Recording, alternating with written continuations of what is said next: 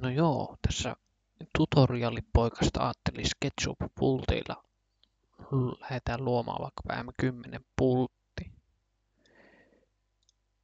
SketchUpilla luodaan ympyröissä 48 sivua ja tämä käännettävä kierrekulma on pyritään laskemaan kaikille sama. Tämä on helppo luoda. Se on yhtä kuin se, että kuinka paljon harjalta ja pohjalta kierrettä leikataan.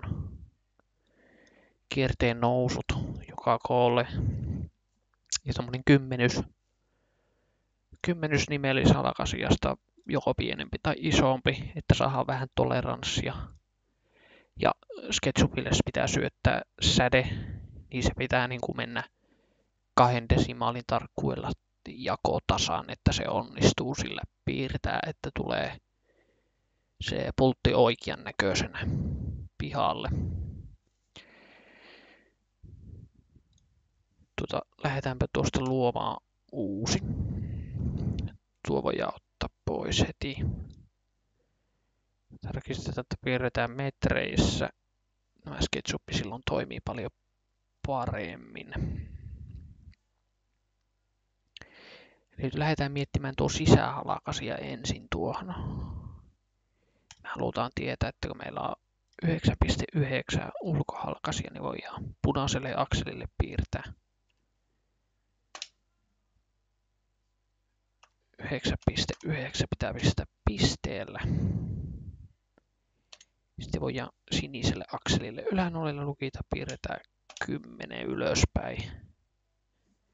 Sitten tällä mikä shiftillä voi lukita tuonne pisteeseen ja tuonne pisteeseen noin. Sitten tuo voi laittaa mitta näkyville. Se on niin kuin periaatteessa metreissä piirtää, se on 9.9 milliä pultin halkasia. Sitten tämän voi lähteä jopa mitottaa siten, että piirretään se kierteen nousun verran. Mitäs se oli? 1,5 milliä ylöspäin. Sitten otetaan 11. Tuosta 1,5.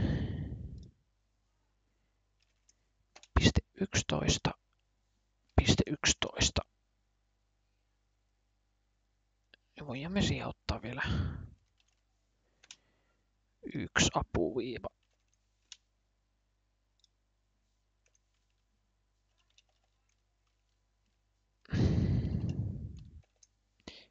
Piste 11 noin.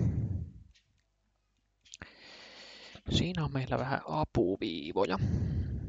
Sitten tällä astetyökalulla asteapuviivaimella voidaan ottaa tänne nyt sitten tuosta pisteestä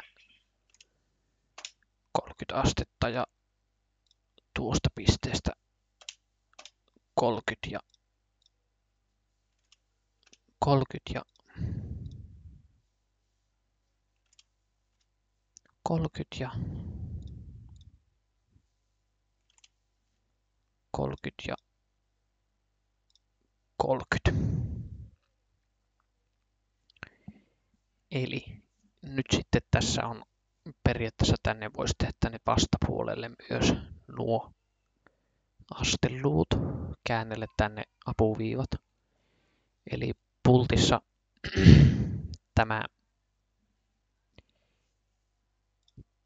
tämän kulman pitää olla 60 astetta. Ja sitten tuolla, kun tässä on nämä käännettävä kierteen spiraalin kulma 52,5 astetta, niin sillä me saadaan sille tehtyä se leikkaus. Eli tuossa on se leikkaus. Eli periaatteessa se ei ole terävä se kierteen harja tai pohja, vaan siitä leikataan pois. Eli me voidaan jopa tällä mittatyökalulla katsoa, että 0,19 pitää olla matalampi. Tuonne voidaan piirtää pieni apuviiva. Me saadaan sitten tosta 0,19 apuviiva noin. Sitten me tästä voidaan katsoa 0,92. Ja mitataan tänne toiselle puolelle 0,92. Ja sitten meillä onkin tässä selvillä sisähalkaisia sille pultille. Eli paljonko se halkaisija tulee olemaan kierteen pohjalta. 8,06. Ja se menee tasan 2 desimaalitarkkuudella jaettuna. Eli nyt jos me lähdetään tekemään sitten toi M10-pultti tuohon, niin me tiedetään se, että se onnistuu se tekeminen, että se tulee oikein luotua.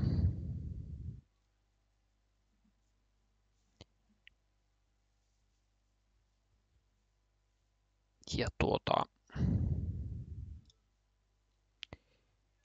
nythän meillä on tässä M10-pultille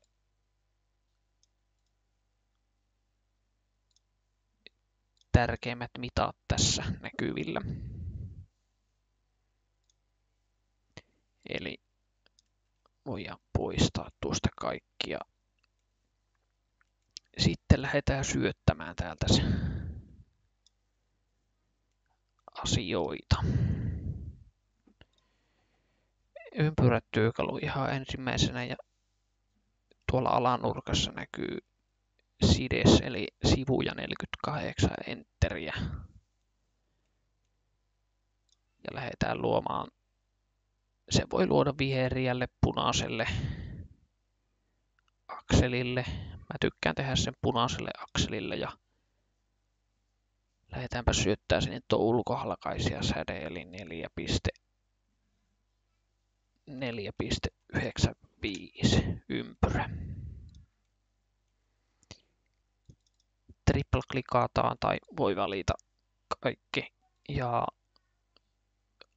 luodaan se gruppiin. Eli se on niinku, siihen ei tartu nyt enää mikään muu kappale. Sitten luodaan siihen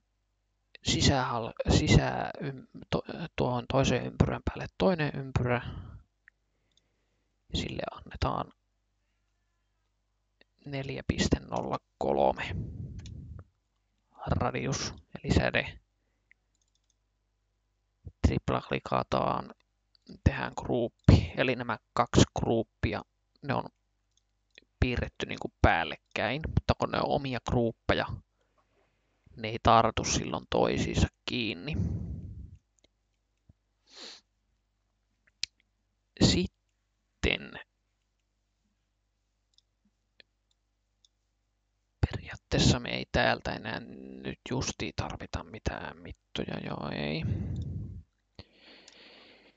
Lähdetään piirtämään tähän näin tästä viivatyökalulla vaikka 0,20 ylöspäin. Sitten piirretään tähän suuntaan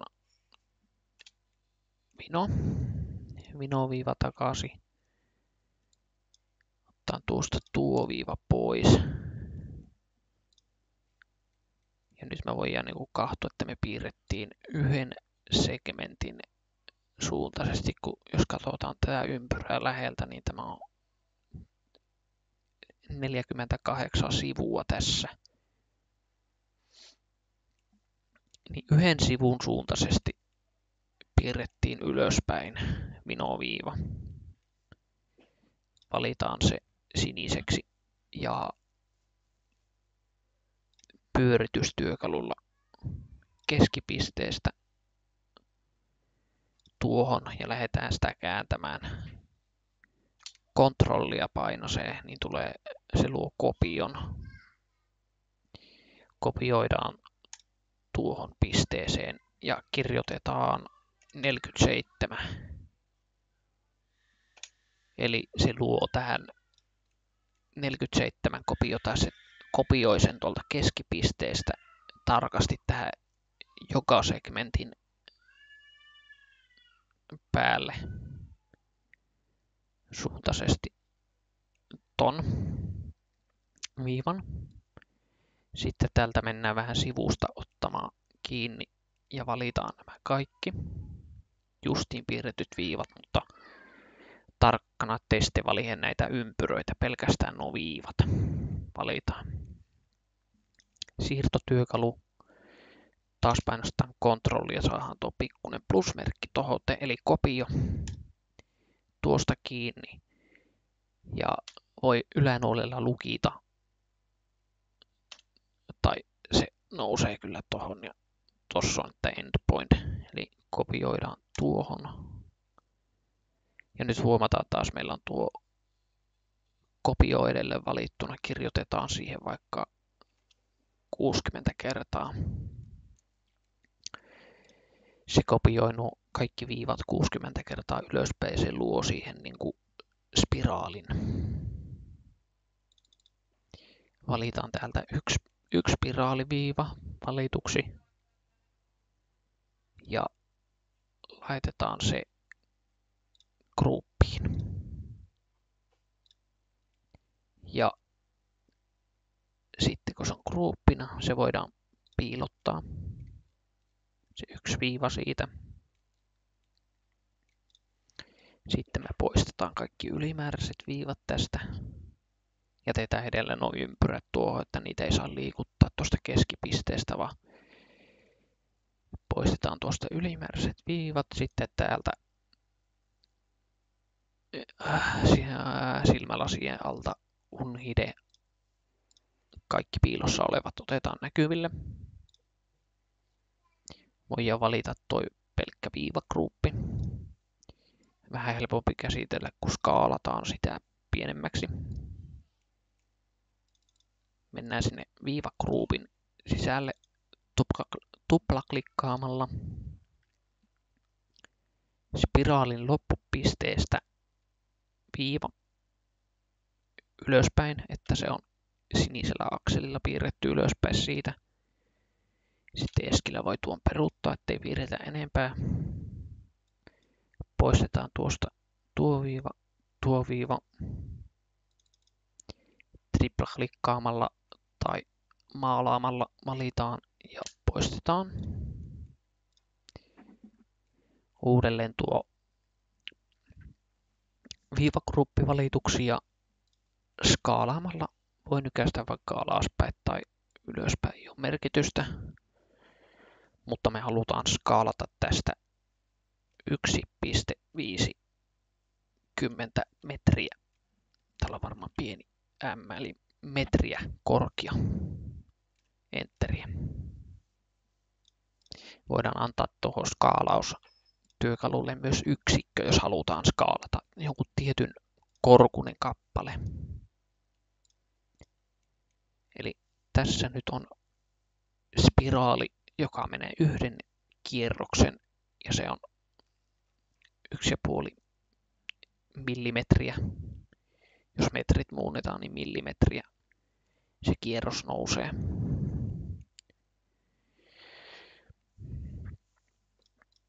Sitten valitaan tämä viiva. Triplaklikkaamalla tuosta, että tulee koko viiva valituksi. Taas otetaan siirtotyökalu kopiona, eli pikkuinen plussamerkki pitää näkyä tossa ja sitten siirretään tohon ja kerrotaan se 12, eli saadaan tehtyä spiraali ylöspäin. Ja tässä nyt vähän tulee samalla, pitää ajatella, että kuinka korkea pultti me halutaan tehdä. Se on nyt tommonen vajaa 2 senttiä pitkä pultti.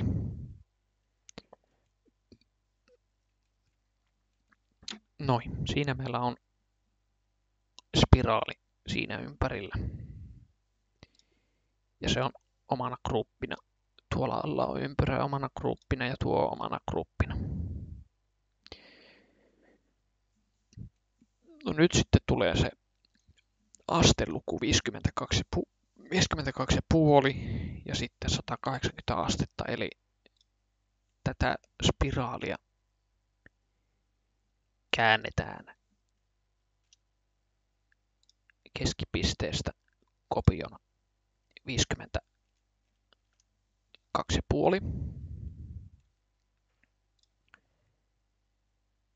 Tässä pitää olla tarkkana, että aina ottaa tämän, kun tämä gruppi loppuu tohon, niin siitä otetaan se kopio. Eli nyt siitä alkuperäisestä käännetään täyskierros, eli gruppikopio. Ja sitten tuosta vielä yhden kerran 52,5. Eli meillä on yhteensä nyt niin kuin 1, 2, 3, 4 kappaletta näitä spiraaleja päällekkäin omina gruppeina. Tässä. Ja tässä tulee nyt ilmi se leikkaus, että kuinka paljon me leikataan niin kuin tästä kierteen harjalta ja pohjalta. Se on se 0,22, kun käännettiin just sen 52,5 astetta. Eli kun lähdetään tekemään kopiota, niin sitten käännetään eteenpäin, että tämä on siinä mielessä hauska tämä työkalu, että jos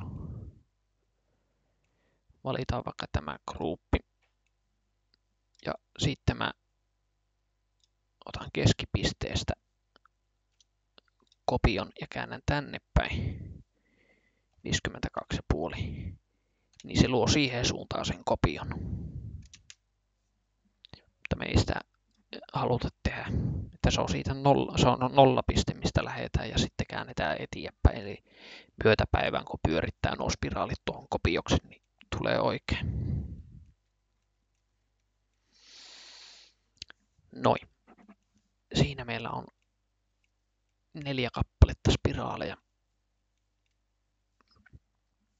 Seuraava vaihe on mennä tänne ulomman ympyrän grupin sisälle. Push-pull työkalulla nykästään tästä tämä lieriö. Ja se pitää vetää tänne, että mihin spiraali loppuu ja päättymispiste siihen. Nyt taas huomioidaan se, että nämä on edelleen omia gruppeja, niin nämä ei ole vielä tarttuneet toisiinsa kiinni. Sitten tänne toisen pienemmän grupin sisälle siitä kiinni. Ja tehdään siitä tähän viereisen lieriön pinnalle, tehdään yhtä korkea siitä.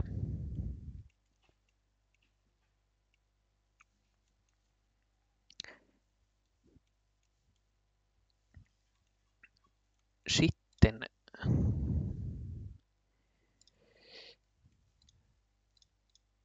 otetaan tämä ulompi ympyrä valituksi tosta ja Explode räjäytetään.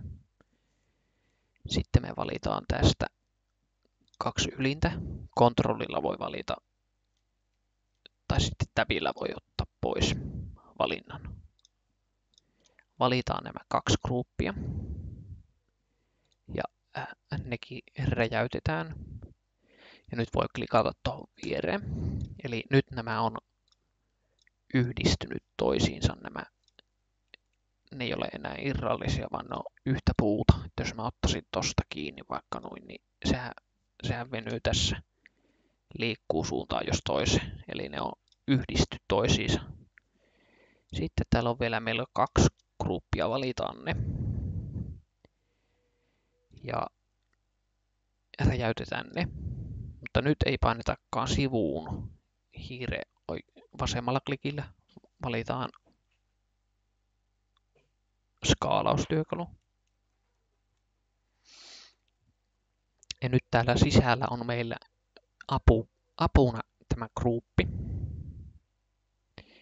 Eli täällä on 3 pistettä. Tämä skaalaa tuolla lailla vinosti tuonne alas. Tämä skaalaa vastakkaiset sivut. Vastaavasti tämä yläviisto sitten menee nurkasta nurkkaan. Nyt on tärkeää, että me halutaan tästä keskeltä ottaa kiinni, keskimmäisestä plypyrästä. Ja ennen kuin otetaan hiirellä tästä kiinni, painetaan kontrollipohjaa. Sitten painetaan hiiren vasemmalla kiinni. Ja nyt tätä pystyy lähteä skaalaamaan. Ja skaalataan tänne apugruppiin. Ja mieluusti siten, että se on nyt voidaan hiirellä päästetään ensin irti. Ja sitten päästetään kontrolli. Eli se skaalasi vastakkaiset sivut kiinni tähän gruppiin. Sitten kun katsotaan vielä tältä toiselta puolelta, niin ne ei ole skaalautunut vielä, eli pitää ottaa vielä tältä käännettää 90 astetta tätä työtä ja otetaan kontrollipohjaan ja tosta kiinni ja skaalataan tuohon gruppiin. Se nappaa, että endpoint in group. Hiirellä irti kontrolli. Näin meillä skaalautu kierre tähän. Nyt meillä on skaalaaminen valmis. Niin nyt voidaan klikata hiirellä toi sininen valinta pois.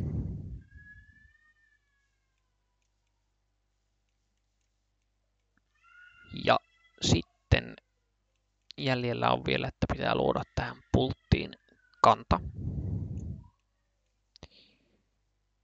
Ja se hoituu ihan ympyrätyökalulla. Taas se kysyy, että sides tähän 6 sivua, niin kuin pultin kannassa ruukaa olla. Ja nyt taas tätä kierteen sisällä olevaa gruppia voidaan hyödyntää ja saada siitä tämän pultin keskipiste eli center. Ja skaalataan vaikkapa vihreälle akselille tai punaiselle akselille. Ja se kysyy, että tämän 6-kulmaisen ympyrän säde, se on mulla täällä 9,81. 81 ja enteriä, niin silloin me saadaan tästä M10-pultille sopiva 16,99. Eli siihen menee 17 milliä avain menee tuohon pultin kantaan paikalle. Ja tässä vaiheessa, kun on piirretty vasta ympyrä, joka on levynä, niin tässä vaiheessa voi vielä muutella, että kuinka monta segmenttiä voidaan tehdä vaikka täysin pyöreä pultti tai tehdä 3 kulmaa sille tai 4 tai nyt se meni rikki. Ctrl Z. Vaikka 4 kulmaa. Me halutaan nyt tehdä normipultti, niin 6 kulmaa on silloin. Ja tässä vaiheessa voidaan räjäyttää tuo ympyrä. Explode curve, eli se tekee näistä omat viivat. Eli tämä on nyt vaan tuli, että tämä on fase. Tämä on edge eli reuna. Sitten tämä on 6,4 milliä korkea. Otetaan tosta, klikataan kerran ja raahataan vähän matkaa ylöspäin ja kirjoitetaan 6,4. Niin siinäpä on pultin kannan korkeus ja sitten tuplaklikkaamalla voidaan tuolta nostaa tuo keskusta. Eli tuo Follow Me-työkalu muistaa viimeisimmän mitan, mitä sille on annettu. Sillä voi vaikka tuosta tehdä tuohon suuntaan 6,4 milliä tai tuohon suuntaan 6,4 milliä. Noin. Sitten me voidaan siivota tästä tämä ympyrä pois ja tuolta voidaan piilottaa. Tämä pitää muistaa siivota, tämä pultin sisuus, kun tänne jää ylimääräisiä viivoja. Otan nuo pois, unhide all. Triple-klikkaamalla voi jo valita koko helahoito ja tehdäänpä siitä gruppi. Me nähdään, että se on solid, eli mallissa ei ole tällä hetkellä virheitä, se on ehjä pultti. Sitten se voi tässä vaiheessa räjäyttää. Sitä on helpompi käsitellä, kun tässä ei nyt ole muita kappaleita, mitkä tähän voi tarttua, niin se saa olla räjäytettynä. Sitä on helppo tässä käsitellä. Otetaan vähän, sitten mä tykkään hifistellä.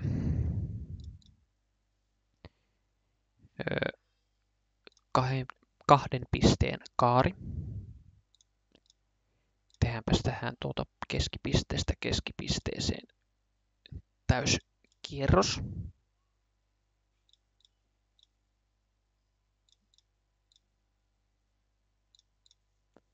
Noin. Ja sitten viivatyökalulla otetaanpa tuosta ensin toi auki.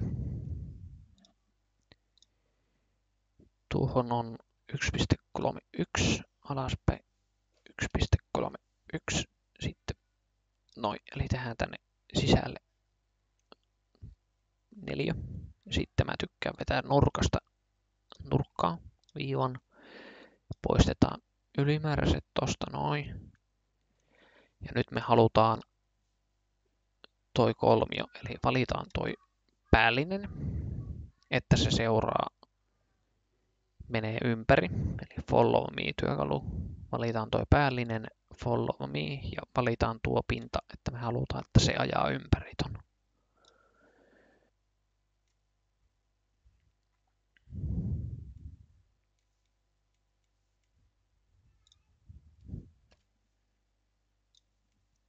Tämä pultti on nyt tuossa keskellä ja otetaan tuo sieltä ulos. Sitten tehdään toi intersect faces, vielä palattiin taaksepäin tässä hommassa.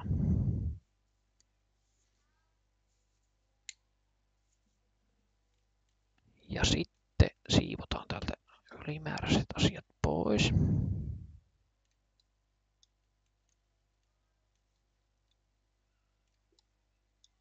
Tuota lieriötä, minkä mä otin nyt sieltä ulos tuonne alas, niin sitä me voidaan hyödyntää sitten tuonne vielä tuo pultin viimeistelyyn.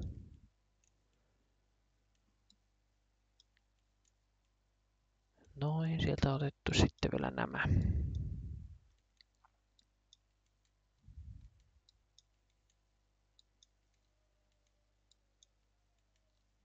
Noin. Sitten tuohon 6,4, niin se on 3,2 on puolet ja sitten lukitaan noin ja piirretään siihen vaikka tommonen ympyrä.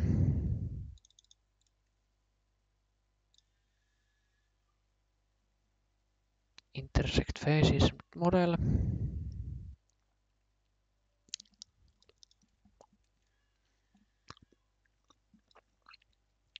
Tuo voidaan poistaa tuosta välistä ja tuo nui. Valitaan tuo. Flip. Kontrollia. Sitten hiirellä raahataan toi on edge eli reunaan, niin se luo siitä kopion.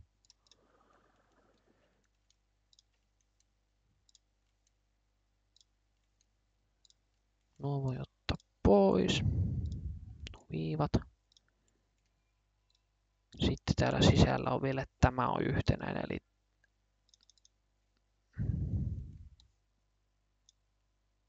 ei väärä näppä.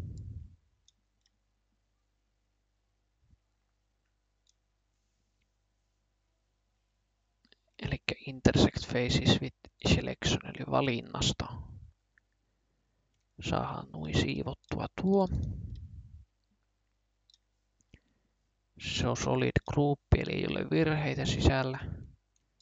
Sitten tämä vielä täältä.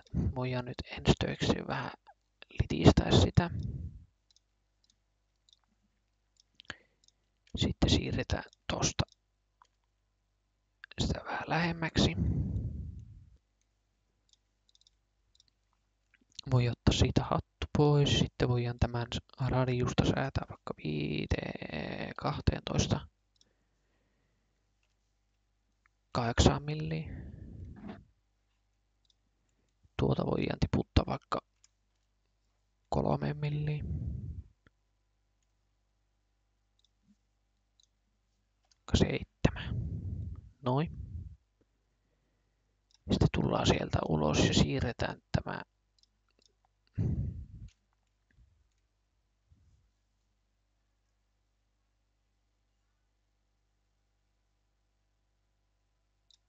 voidaan siirtää niin kuin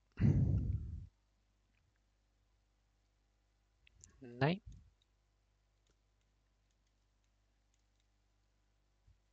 Tähän sitten otetaan vielä tuosta Intersect Faces modelleja. Meillä on tämä kappale tuossa mallina. Periaatteessa nämä vois oikeasti räjäyttää kummankin. Sitten me voidaan tästä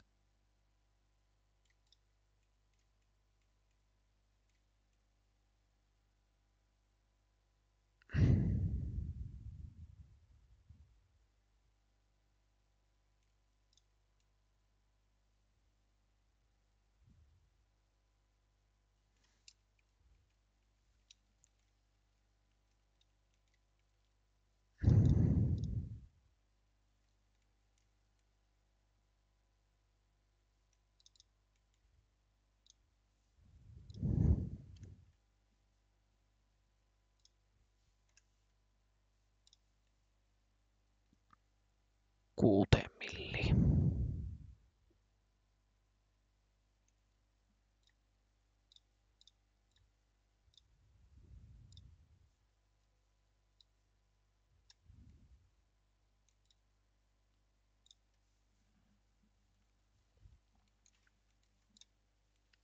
Joko nyt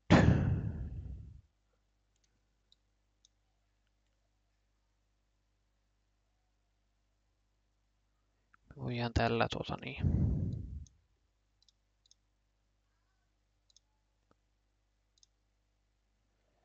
tällä voidaan tehdä tänne tämmönen hieno viiste tänne pulttiin. Tässä vaan sitten pitää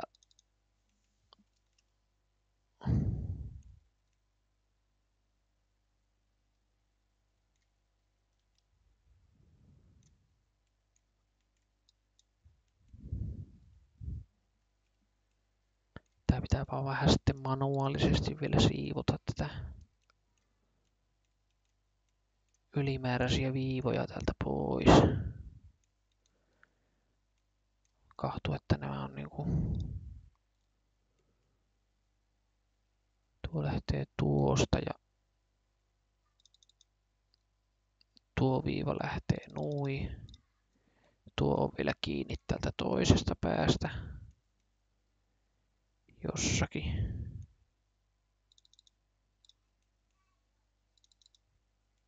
Tuo viiva ei ole kiinni missään, se on leijuu. Jostakin tämä on vielä kiinni.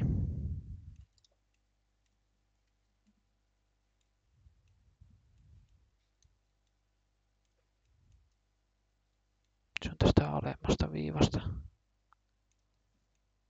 Se on kiinni täältä.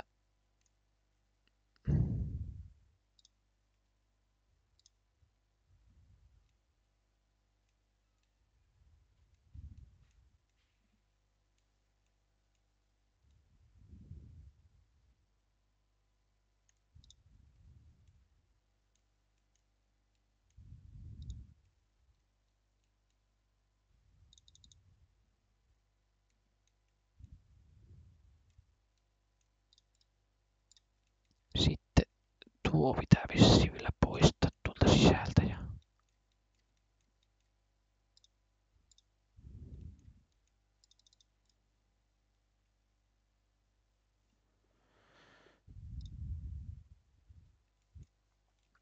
Nyt se on solid group. sisemmällä groupilla vähän muokattiin sen halakasioita ja tehtiin siitä tuonne kartio ja liitettiin se tähän malliin. Yksi juttu, minkä tähän voisi tehdä, niin pyyhekumikontrollia, niin tällä voi hide eli piilottaa viivoja, jos haluaa hifistellä vielä lopuksi tämä. Tai itse asiassa voikohan tätä, se voi poistaakin tuon viivaa, se on niinku periaatteessa ylimääräinen viiva. Se vähän vähentää tätä geometriaa tällä pultilla.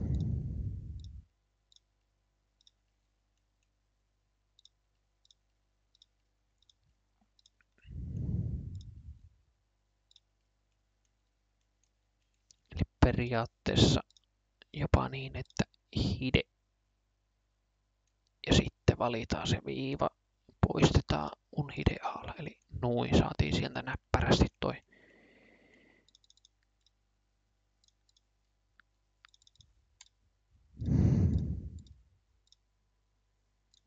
Noin. Siinäpä meillä on.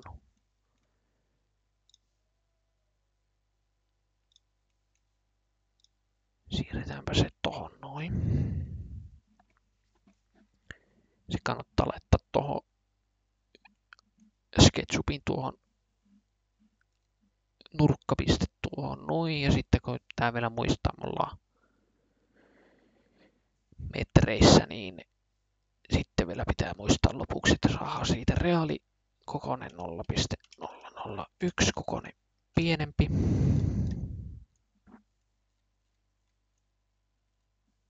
Ja sitten muutetaan millimetreiksi ja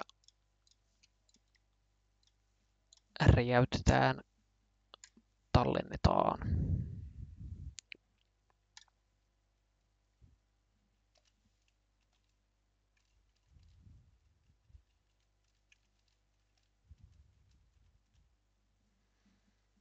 Noin tallennetaan.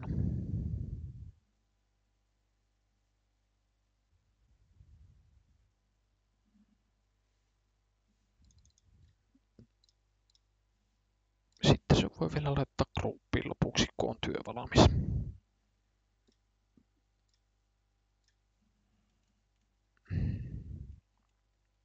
Siinäpä on.